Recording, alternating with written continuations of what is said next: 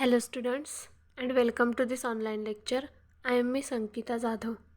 विद्यार्थी मित्रमैत्रिणींनो, प्रिव्हियस लेक्चरमध्ये आपण कोणतं युनिट स्टार्ट केलं होतं? तर प्रिव्हियस लेक्चरमध्ये आपलं जे थर्ड युनिट आहे, विम्याची उत्पत्ती आणि उत्क्रांती, ओरिजिन अँड इव्हॉल्युएशन ऑफ इन्शुरन्स, ते युनिट आपण स्टार्ट केलं होतं. मग त्याच्यामध्ये आपल्याला कोणकोणते कंटेंट अभ्यासायचे आहेत, स्टडी करायचे आहेत, ते आपण एकदा पाहूया. ओके. मग पहिला कंटेंट आहे review of private insurance business, खाजगी विमा व्यवसायाचा आढावा. बघा, पहिल्या कंटेंटमध्ये आपल्याला काय अभ्यासायचं आहे, तर जो खाजगी विमा असतो, खाजगी विमा व्यवसायाचा आढावा आपणाला घ्यायचा आहे. ओके. त्यानंतर नेक्स्ट कोणता कंटेंट आपल्याला अभ्यासायचा आहे, तर विमा क्षेत्राचे राष्ट्रीयकरण. विमा म्हणजे काय, त्याचं राष्ट्रीयकरण कधी झालं, ओके, त्याचा अभ्यास आपणाला करायचा आहे. त्यानंतर थर्ड कोणता कंटेंट आहे, तर विम्याचे खाजगीकरण धोरण, प्रायव्हेटायझेशन. विम्याचं खाजगीकरण धोरण जे आहे ते आपणाला अभ्यासायचं आहे. बघा, ह्या टॉपिकमध्ये आपणाला किती कंटेंट स्टडी करायचे, तर 3 कंटेंट स्टडी करायचे आहेत. ओके. मग आपल्याला पहिल्यांदा काय अभ्यासायचे, तर विम्याची उत्पत्ती आणि उत्क्रांती. ओके. मग विम्याची उत्पत्ती कशी झाली, कधी झाली, त्याचप्रमाणे कशी झाली, उत्क्रांती कशी झाली. ओके. मग सुरुवातीला आपण काय अभ्यासूया, तर विम्याची उत्पत्ती अभ्यासूया. ओके. त्याच्या सुरुवातीला आधी विमा संकल्पना काय आहे नेमकी ते एकदा बघूया. ओके. मग काय सांगितलं ह्याच्यामध्ये, तर व्यक्तीला अथवा संघटनेला भावी काळात संभवू शकणारे अनिश्चित स्वरूपाचे मोठे वित्तीय नुकसान विमित रकमेइतके भरून मिळवण्यासंबंधीचा कायदेशीर करार. बघा, व्यक्तीला अथवा संघटनेला भावी काळात, मी काय सांगितलेलं प्रिव्हियस लेक्चरला, की कोणतीही व्यक्ती असू द्या, पशु असू द्या, पक्षी असू द्या, तिला अचानक धोका संभवू शकतो. त्या व्यक्तीला सांगून धोका संभवणार आहे का, किंवा सांगून त्या व्यक्तीवर संकट येणार आहे का, तर नाही. तर अचानक प्रकारे ह्या गोष्टी घडणाऱ्या असतात. मग त्या घडणाऱ्या गोष्टींचं, झालेल्या नुकसानाचं भरपाई कोण देत असतं, तर ही विमा देत असतो. मग कसा असतो तो विमा करार, तर तो कायदेशीर असतो. मात्र अशा प्रकारे नुकसान भरपाई मिळण्यासाठी करारानुसार ठरलेली रक्कम म्हणजे काय, तर विम्याचे हप्ते संबंधित व्यक्तीने अथवा संघटनेने भरलेली असावी. बघा काय सांगितले, अशा प्रकारे नुकसान भरपाई मिळण्यासाठी करारानुसार ठरलेली रक्कम, नुकसान भरपाई मिळण्यासाठी म्हणजे आपलं जे झालेलं आहे नुकसान, आपल्या नकळत, म्हणजेच काय, तर अचानक येणाऱ्या संकटामुळे आपलं मोठ्या प्रमाणात नुकसान होत असतं. त्याची आपणाला काहीही कल्पना नसल्या कारणाने आपल्यावर मोठं संकट कोसळत असतं आणि त्यामुळे आपलं भरपूर नुकसान होत असतं. मग त्या नुकसानाची भरपाई देण्यासाठी काय करतात लोक, ती विमा कंपनी, तर व्यक्तींकडून विमा हप्ते जमा करून घेतात. मग तो विमा हप्ता कशाच्या स्वरूपात असतो, तर तो विमा हप्ता असतो निधीच्या स्वरूपात. मग तो निधी जमा झाल्यावर ही विमा कंपनी काय करते, तर त्या निधीमधून जमा झालेल्या निधीतून ह्या नुकसान भरपाईची रक्कम देत असते. ओके. त्यानंतर काय सांगितले, व्यक्ती, परिवार किंवा संघटना यांच्या बाबतीत वित्तीय नुकसान होण्याची शक्यता अनेक असू शकतात. बघा, व्यक्ती असेल किंवा परिवार असेल, कुटुंब असेल किंवा एखादी संघटना असेल, ऑर्गनायझेशन असेल, त्यांच्या बाबतीत पण काय, तर वित्तीय नुकसान होण्याच्या शक्यता अनेक असू शकतात.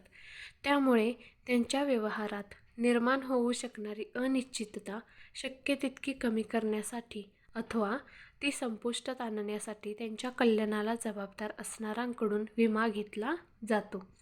बघा काय सांगितले, तर त्यांच्या व्यवहारात निर्माण होऊ शकणारी अनिश्चितता, अशी ही घटना किंवा वित्तीय नुकसान झाल्यावर त्यांच्या बाबतीत जे अनिश्चितता, त्यांच्या व्यवहारामध्ये, ट्रान्झॅक्शनमध्ये जे अनिश्चितता कमी करण्यासाठी ती संपुष्टात आणण्यासाठी त्यांच्या कल्याणाला जबाबदार असणाऱ्यांकडून विमा घेतला जातो. त्यानंतर काय सांगितलं आहे, विम्यामुळे विमाधारकाला विविध प्रकारांनी संभवणाऱ्या वित्तीय हानीपासून संरक्षण मिळू शकते. बघा, विमाधारकाला काय तर विविध प्रकारांनी संभवणाऱ्या, म्हणजे एकच संकट सारखं सारखं येणार एका व्यक्तीवर तर नाही, अनेक संकटं अनेक मार्गांनी अनेक कारणांनी येत असतात.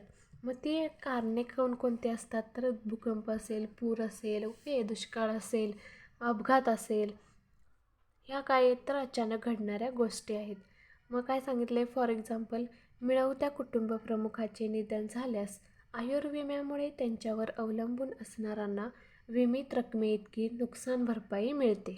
बघा, मिळवत्या म्हणजे काय, तर जो व्यक्ती कुटुंब प्रमुख असतो आणि तेवढीच व्यक्ती जर कमवती असेल आणि त्याचं जर नुकसान झालं तर त्याचा जो लाईफ इन्शुरन्स आयुर्विमा काढलेला असतो त्याच्यावर अवलंबून असणाऱ्यांना विमित रकमेइतकी नुकसान भरपाई मिळत असते. त्याचप्रमाणे काय सांगितले, कोणकोणते विमे असल्यावर कशी नुकसान भरपाई मिळेल हे आपणाला पुढे सांगितलेलं आहे. ओके, मग नेक्स्ट कोणता विमा आहे, तर आरोग्य विमा घेतला असल्यास आजारपणात घेतलेल्या उपचाराचा खर्च विमा कंपनीकडून मिळतो. बघा, आरोग्य विमा असेल तर आपल्याला जर काही आजारपण जर आलं आणि त्याच्यावर जर उपचार केले तर त्या उपचाराचा खर्च कोणाकडून भेटतो, तर विमा कंपनीकडून मिळतो. का मिळतो किंवा काय केल्यानंतरच मिळतो, तर तो आरोग्य विमा आपण घेतला असेल तरच या उपचाराचा खर्च कोण देतं, तर विमा कंपनी देत असते. त्यानंतर नेक्स्ट कोणता विमा सांगितला आहे जेणेकरून आपल्याला त्याची विमा कंपनीकडून भरपाई मिळेल, तर आगीचा विमा. घरमालकाने आगीचा विमा घेतलेला असल्यास आगीमुळे होणाऱ्या घराच्या नुकसानीची क्षतिपूर्ती विमा कंपनीकडून होऊ शकते. बघा, एखाद्या घरामध्ये बघा स्फोट होतात, कशाचे, तर सिलेंडरचे वगैरे. त्याचप्रमाणे शॉर्ट सर्किट वगैरे झालं तर घराला पूर्ण आग लागू शकते. मग या घरमालकाने आगीचा विमा घेतलेला असेल तर त्यामुळे होणारे जे आगीमुळे होणारं नुकसान असतं ती कोण भरून देतं, तर ते विमा कंपनी भरून देत असते. त्यानंतर नेक्स्ट कोणता विमा सांगितला आहे, तर वाहनाचा विमा. वाहनांचा देखील काय केला जातो, विमा उतरवला जातो. वाहनाचा विमा उतरविला असल्यास अपघातामुळे झालेले वाहनाचे नुकसान विमा कंपनी भरून देते. बघा, अपघातामुळे झालेल्या वाहनाचे नुकसान, एकदम मोठा किंवा छोटा अपघात झाला तरी गाडीचं नुकसान हे होतंच. मग ते वाहनाचं झालेलं नुकसान असतं ते कोण भरून देतं, तर ही विमा कंपनी देत असते. जर एखाद्या नर्तकीच्या पायाचा विमा उतरविला गेला असेल व काही कारणाने तिचा पाय क्षतिग्रस्त झाल्यास तिला विमा कंपनीकडून नुकसान भरपाई मिळू शकते. त्यानंतर विमा म्हणजे काय, तर विमा म्हणजे विमा कंपनी आणि विमेदार यांच्यातला एक करार असतो.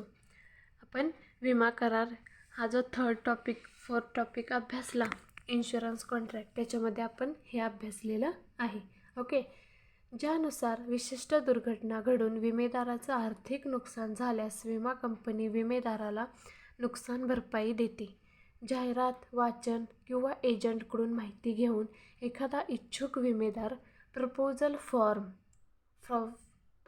फॉर्म प्रीमियमच्या रकमेसह विमा कंपनीकडे दाखल करतो.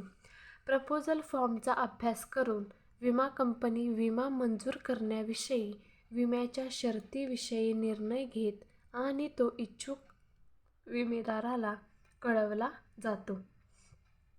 बघा काय सांगितले, तर जो एजंट असतो तो काय करतो, तर ती मिळालेली माहिती घेऊन एखादा इच्छुक विमेदार जर असेल तर त्याच्याकडे तो प्रपोजल फॉर्म असतो प्रीमियमच्या रकमेसह, तो विमा कंपनीकडे दाखल करतो. मग प्रपोजल फॉर्म जो असतो त्याचा अभ्यास करून विमा कंपनी काय करते, विमा मंजूर करण्याविषयी किंवा विम्याच्या ज्या अटी असतील, शर्ती असतील त्यांच्याविषयी निर्णय घेतात आणि तो इच्छुक विमेदाराला कळवला जातो. जो काही डिसिजन त्यातून निघेल तो डिसिजन विमेदाराला कळवला जातो. विम्याच्या सर्व अटी, शर्ती याची सविस्तर माहिती असलेला पॉलिसी बॉर्डही पाठवला जातो. बघा, विम्याच्या ज्या व्यक्तीला अटी माहिती आहेत, शर्ती माहिती आहेत, विम्यामुळे कोणकोणते परिणाम होतात, मग चांगले असतील, वाईट असतील, ओके. त्याचप्रमाणे विम्यामधील काय काय गोष्टीचं सत्य असतात, असत्य असतात, कोणती माहिती विम्यामध्ये आपल्याला द्यायची आहे, सत्य द्यायचे आहे की असत्य द्यायचे. मग विम्याला जर सत्य माहिती दिली तर विमा कायदेशीर ठरू शकतो, जर असत्य माहिती दिली तर विमा रद्द ठरू शकतो, त्याचप्रमाणे विमा बेकायदेशीर ठरू शकतो. ओके, ह्या सर्व गोष्टी आपण अभ्यासलेल्या आहेत, स्टडी केलेल्या आहेत. ओके, अशा प्रकारे या कराराला कायदेशीर अस्तित्व प्राप्त होते. विम्याच्या कालावधीत करारात नमूद केलेल्या दुर्घटनांपैकी कोणती दुर्घटना घडली तर झालेल्या नुकसानीची भरपाई विमेदाराला मिळते. बघा, विम्याचा जो कालावधी असतो त्या कालावधीत करारात नमूद केलेल्या दुर्घटनांपैकी कोणती दुर्घटना घडली. बघा, जसं नुकसान झालं आहे, किती प्रमाणात झालं आहे, छोट्या प्रमाणात झालं आहे, मोठ्या प्रमाणात झालं आहे, खूपच झालं आहे नुकसान, अति प्रमाणात झाले, तर काय केलं जातं, त्या नुकसानाच्या प्रमाणामध्येच नुकसान भरपाई दिली जाते. बरोबर आहे ना. मग अति नुकसान खूप झालेलं असेल तर जास्त नुकसान भरपाई द्यायला काय वाटत नाही.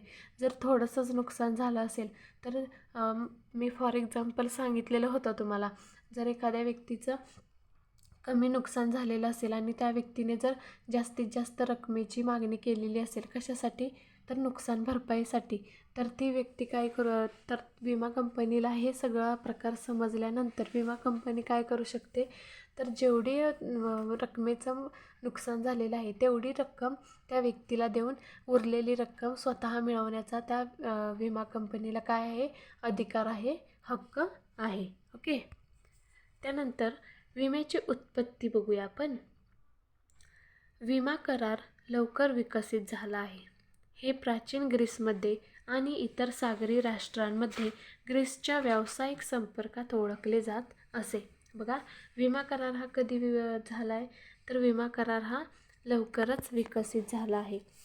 मग काय सांगितलं ह्याच्यामध्ये, तर हे प्राचीन ग्रीसमध्ये, बघा काय सांगितले, हे प्राचीन ग्रीसमध्ये आणि इतर राष्ट्रांमध्ये ग्रीसच्या व्यावसायिक संपर्कात ओळखले जात असे.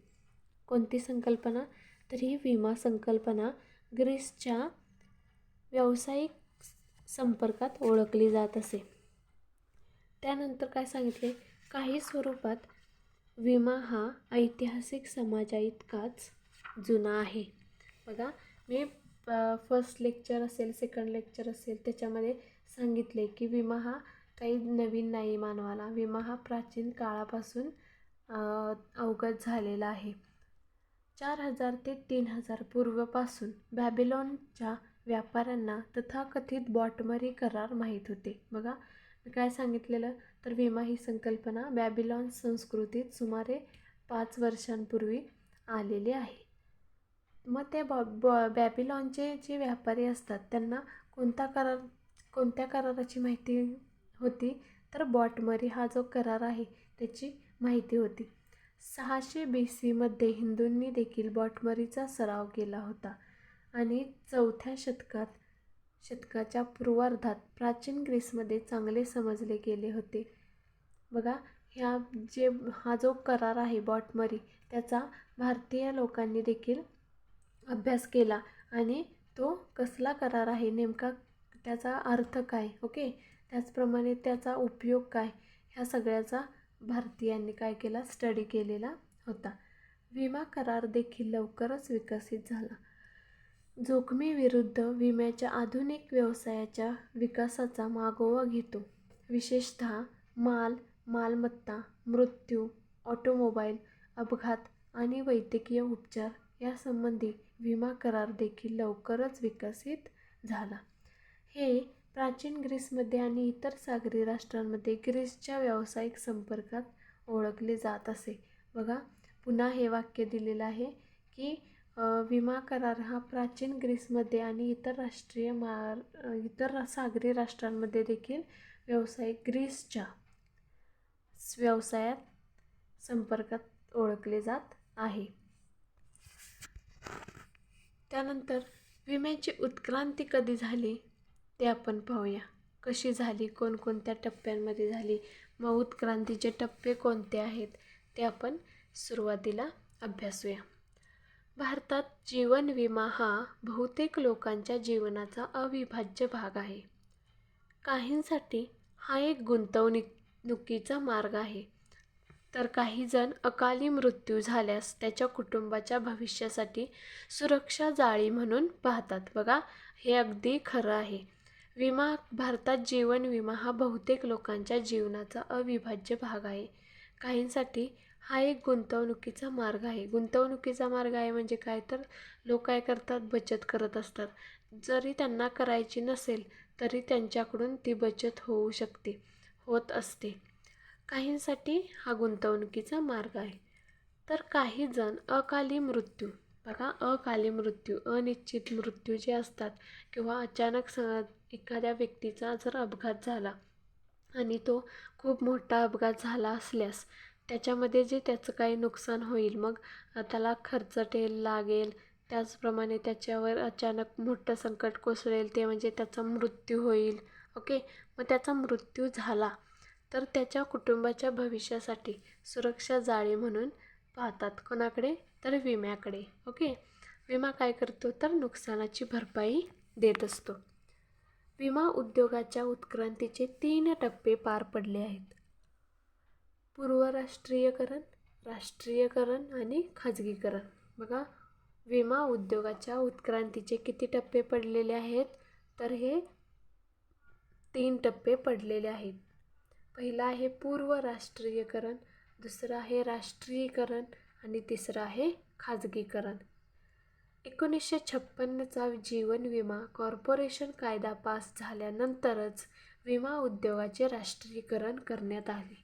बघा, कधी राष्ट्रीयकरण करण्यात आले विम्याचं, तर 1956चा जो जीवन विमा कॉर्पोरेशन, लाईफ इन्शुरन्स कॉर्पोरेशन कायदा पास झाल्यानंतर विमा उद्योगाचं राष्ट्रीयकरण करण्यात आलं. भारतीय आणि युरोपीय अशा 200हून अधिक विमा कंपन्या होत्या. संसाधने एकत्र करणे ही संकल्पना भारतीयांसाठी टेकड्यांइतकीच जुनी आहे. बघा, संसाधने एकत्र करणे, रिसोर्सेस, ही संकल्पना भारतीयांसाठी काय आहे, तर टेकड्यांइतकीच जुनी आहे. म्हणजे टेकड्या जशा पूर्वीपासून चालत आलेल्या आहेत किंवा वसलेल्या आहेत, त्याचप्रमाणे विमा ही संकल्पना देखील खूप जुनी आहे. धर्मशास्त्र, मनुस्मृती आणि अर्थशास्त्र या ग्रंथामध्ये पूर, आग, महामारी आणि दुष्काळ यासारख्या संकटांना तोंड देण्यासाठी संसाधने एकत्र करण्याचे महत्त्व सांगितले आहे. बघा, हे जे ग्रंथ दिलेले आहेत, धर्मशास्त्र, मनुस्मृती आणि अर्थशास्त्र, त्या ग्रंथामध्ये आग असेल, पूर असेल, महामारी असेल किंवा दुष्काळ असेल यासारख्या संकटांना तोंड देण्यासाठी संसाधने एकत्र करण्याचे महत्त्व सांगितले आहे. शहरी भागात जीवन विमा जवळजवळ दिलेला मानला जातो. शहरी भागामध्ये काय, तर लाईफ इन्शुरन्स आहे तो जवळजवळ दिलेलाच मानला जातो. म्हणजे काय, तर ते असं समजतात की सगळ्यांचा जीवन विमा उतरवलेला आहे. लोक त्यांच्या जीवनाच्या विविध टप्प्यांवर एकाधिक पॉलिसी घेतात. लोक त्यांच्या जीवनाच्या विविध टप्प्यांवर काय करतात, तर एकाधिक पॉलिसी घेत असतात. त्यानंतर विम्याबद्दल मनुस्मृती, याज्ञवल्क्य आणि कौटिल्य. बघा, आत्ताच आपण पाहिल्याप्रमाणे मनुस्मृती असेल, धर्मशास्त्र असेल, अर्थशास्त्र असेल, यासारख्या प्राचीन पुस्तकामध्ये लिहिण्यात आले आहे. कशाबद्दल, तर विम्याबद्दल. जेव्हा एखादी विपत्ती यायची तेव्हा या साधनांचा समुदाय किंवा गावातल्या पीडित लोकांच्या मदतीसाठी वापर केला जायचा, जे व्यथित होते. वेळोवेळी भारतीयांनी इतर देशांकडून जास्त कर्ज घेऊन आजची नवीन विमा पद्धती तयार केली आहे. बघा, भारतीय लोकांनी काय केलं, तर जे बाहेरचे देश होते, इतर आजूबाजूचे, त्यांच्याकडून जास्तीत जास्त कर्ज घेऊन आजची जी नवीन जीवन विमा पद्धत आहे ती तयार केलेली आहे. कोणी, तर भारतीयांनी. ओके, मग हे काय अभ्यासलं आपण, तर त्याचं ओरिजिन असेल, इव्हॉल्युएशन असेल, कशाचं, तर विम्याचं, ते आपण सुरुवातीला अभ्यासलेलं आहे. मग आपला जो फर्स्ट कंटेंट होता review of private insurance business. काय तर खाजगी विमा व्यवसायाचा आढावा. खाजगी विमा व्यवसायाचा आढावा आपल्याला आजच्या लेक्चरमध्ये घ्यायचा आहे. मग काय सांगितले आपल्याला ह्या पॉईंटमध्ये, या कंटेंटमध्ये? तर विमा कंपन्या प्रत्येक देशातील सर्वात महत्त्वाच्या आर्थिक संस्था आहेत आणि त्या इतर आर्थिक संस्थांना समर्थन देतात. अर्थव्यवस्थेच्या भरभराटीत त्यांची योग्य कामगिरी महत्त्वाची भूमिका बजावते. विमा कंपन्या काय तर प्रत्येक देशामध्ये विमा कंपन्या आहेत. मग त्या प्रत्येक देशाला त्या विमा कंपन्या महत्त्वाच्याच असणार ना, कारण त्या आर्थिक संस्था आहेत. त्या इतर आर्थिक संस्थांना समर्थन देतात, प्रवृत्त करतात, प्रोत्साहन देतात. मग त्या काय अजून काय सांगितलं आहे पुढे? तर अर्थव्यवस्थेच्या भरभराटीत त्यांची योग्य कामगिरी महत्त्वाची भूमिका बजावते. त्याचप्रमाणे पुढे काय सांगितले? प्रभावी आणि मजबूत कामगिरी साध्य करण्यासाठी विमा कंपन्यांनी प्रतिस्पर्ध्यांची आणि स्वतःची कामगिरी जाणून घेतली पाहिजे आणि त्याच्या माहितीनुसार आवश्यक उपाययोजना कराव्यात. या उद्देशासाठी सध्याच्या अभ्यासाचे उद्दिष्ट खाजगी विमा कंपन्यांना श्रेणीबद्ध करणे आहे.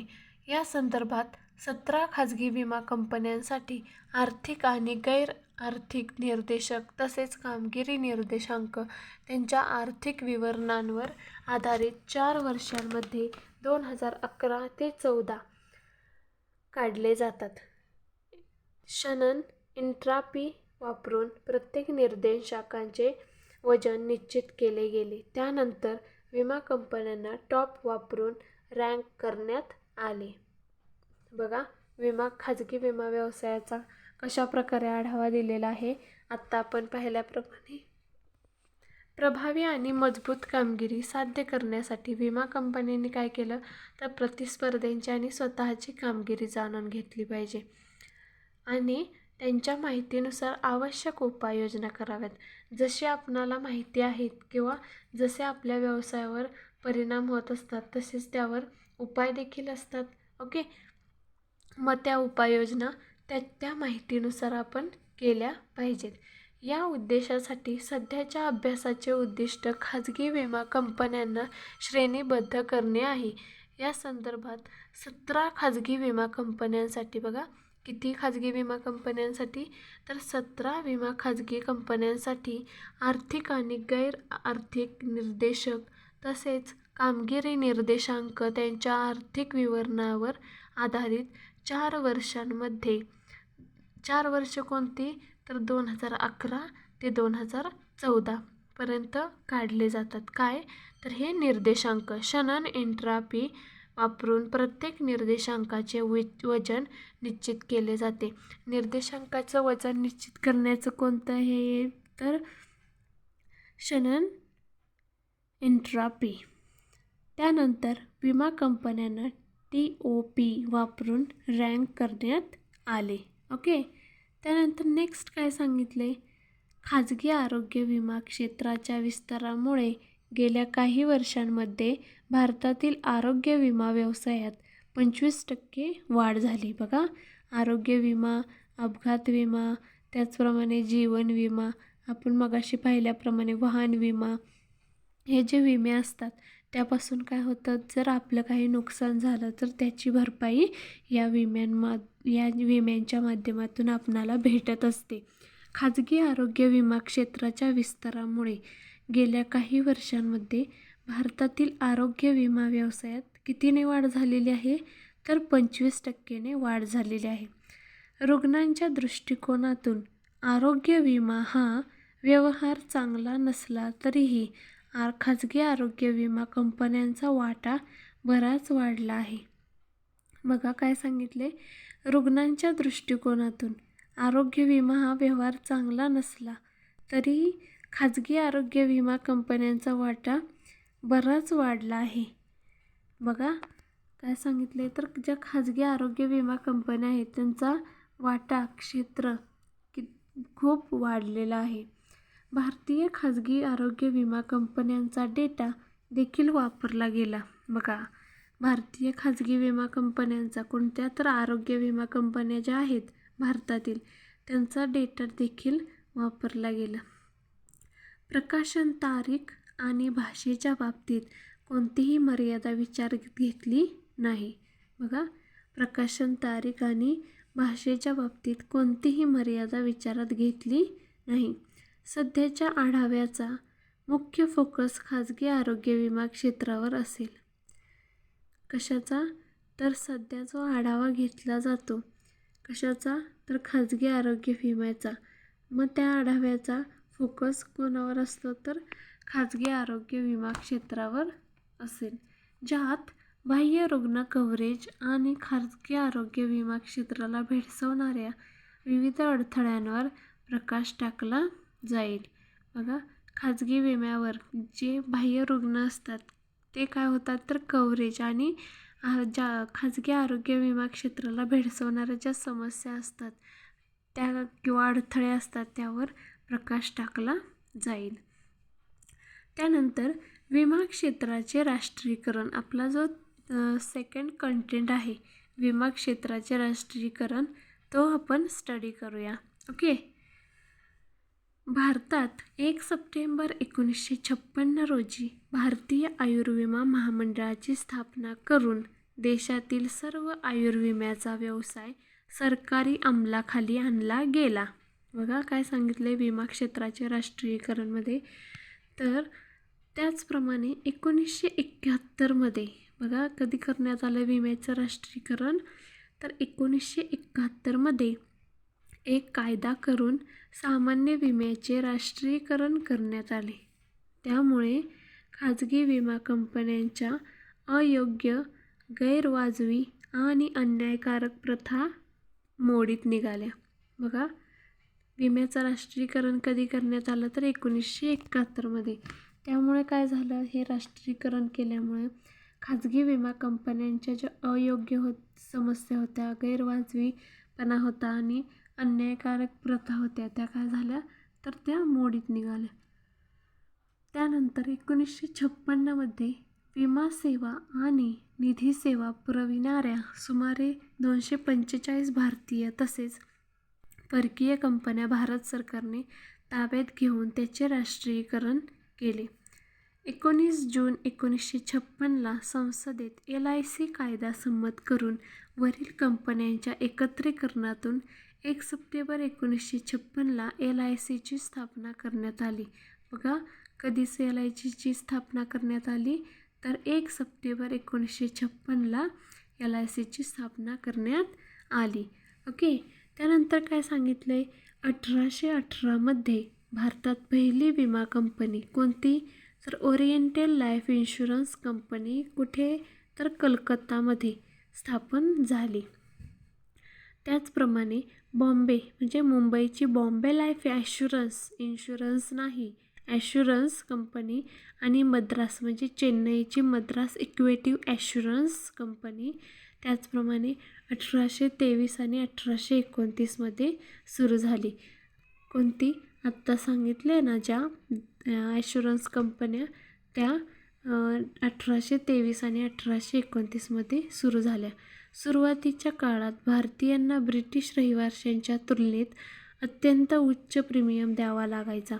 बॉम्बे लाईफ ॲश्युरन्स कंपनी होती जी भारतातील पहिली विमा कंपनी बनली आणि जिने भारतीयांना अतिरिक्त प्रीमियम्स न आकारता विम्याची सुरुवात केली. त्यानंतर काय सांगितले? 1938 पर्यंत भारतात सुमारे 176 विमा कंपन्या होत्या. बघा, कधी? 1938 पर्यंत भारतामध्ये किती होत्या विमा कंपन्या? तर फक्त 176 होत्या आणि व्यवसायाची एकूण किंमत सुमारे 300 करोड रुपये इतकी होती. हे त्याच काळात होते जेव्हा विमा कायदा इन्शुरन्स ॲक्ट 1938 पास झाला होता. हे जीवन विमा आणि सर्वसाधारण विमा या 2 गोष्टी समाविष्ट करणारे प्रथम विधान होते. त्यानंतर काय सांगितले? 1950 मध्ये बघा 1950 मध्ये काय झालं? तर विमा कंपन्यांची राष्ट्रीयकरण करण्याची मागणी काही काळापासून चालू आहे, परंतु 1956च्या जीवन विमा निगम कायदा the life insurance corporation act pass झाल्यानंतरच हे प्राप्त झाले. 1 सप्टेंबर 1956 रोजी भारतीय आयुर्विमा निगम LIC ऑफ इंडिया सर्व भारतीयांना आच्छादित करण्याच्या हेतूने स्थापन करण्यात आली.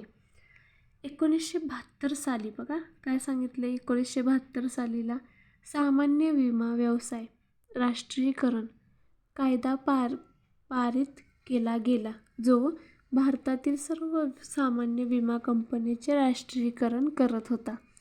वेळेभरामध्ये अस्तित्वात असलेल्या 107 कंपन्या 4 कंपन्यांमध्ये विलीन झाल्या आहेत. कोणकोणत्या 4 कंपन्या आहेत त्या?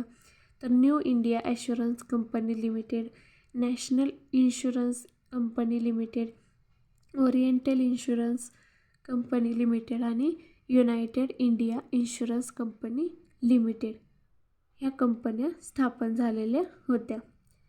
त्यानंतर मल्होत्रा समितीने केलेल्या शिफारशीनुसार 1999 मध्ये 2 गोष्टी घडल्या. 1. खाजगी क्षेत्राला विमा व्यवसायात प्रवेश करण्याची परवानगी होती आणि 2. भारतीय विमा विनियामक आणि विकास प्राधिकरण the insurance regulatory and development authority of India IRDAI ची स्थापना झाली. IRDAI ची स्थापना एप्रिल 2000 मध्ये झाली आणि ती आत्ता एक स्वायत्त संस्था आहे. कसली? तर एक स्वायत्त संस्था आहे जी विमा उद्योग वाढवण्याकरता काम करते.